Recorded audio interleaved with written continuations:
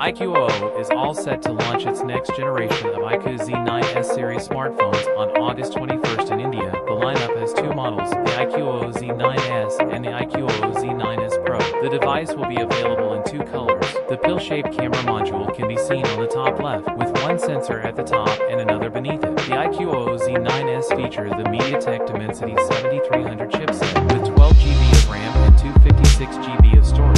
iQOO Z9s will feature a 6.78-inch 120Hz 3D curved AMOLED panel and feature a peak brightness of 1800 nits. iQOO Z9s will come with a 50-megapixel Sony IMX882 primary sensor with OIS, 4K recording, and Super Night mode, an 8-megapixel ultra-wide